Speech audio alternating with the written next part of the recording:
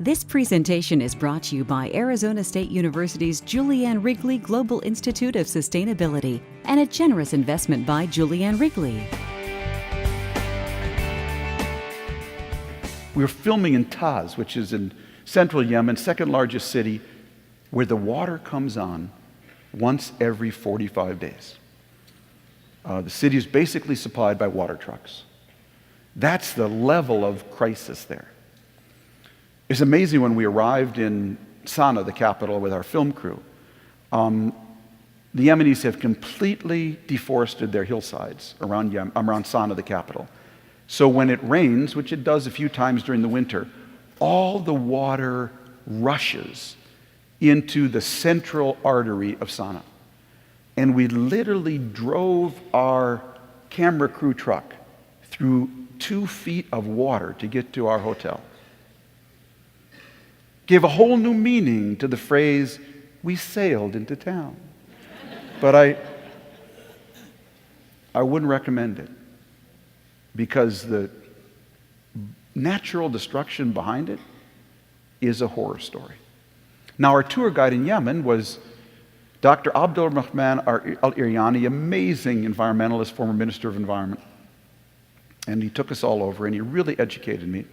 And at one point, he told me that the apex predator in Yemen was something called the Arabian leopard. Incredibly beautiful, sleek animal. And I said, I'd love to see one. He said, I'm sorry, Tom, the Arabian leopard is almost extinct. That's always really good when you come into a society and ask, hey, what's the state of your apex predator here? Because it'll often tell you an enormous amount about the politics. He said there's 2 left, and they're in the Sana'a Zoo. Who knew Sana'a had a zoo? So I said, I really would like to see them. We brought our film crew down to the Sana'a Zoo, and it turns out there's actually an Arabian leopard protection society in Sana'a run by an American high school teacher. And he came down, and I interviewed him in front of the cage with the 2 Arabian leopards going back and forth. And this is what he said. You know, Mr. Friedman, when I started this Arabian Leopard Protection Society, all the Yemenis said to me, why are you protecting the leopards?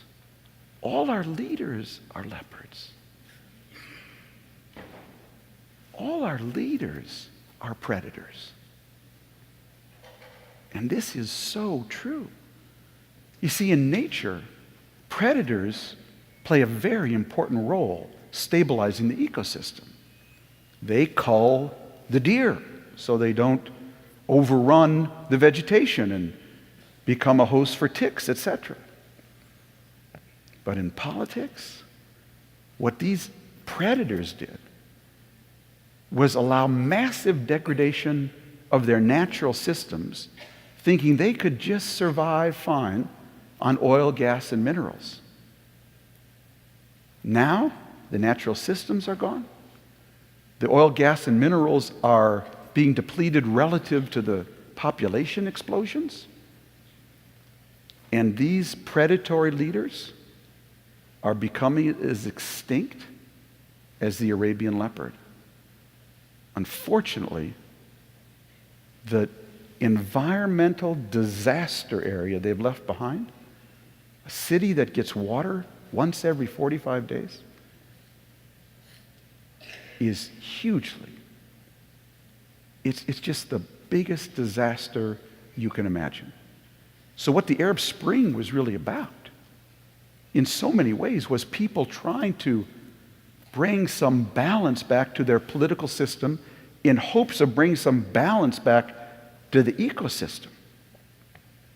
And you'll know if you come to Yemen in 5 years, if the Arabian leopard is back, it's probably a good sign that the politics is working. But if the Arabian leopard is completely gone, so will the country. So when I come to these countries now, I don't just ask, hey, what's going on in your politics? Now I ask, tell me about your apex predator and how it's doing. Watch the leopards. Don't just watch the politics. This presentation is brought to you by Arizona State University's Julianne Wrigley Global Institute of Sustainability for educational and non-commercial use only.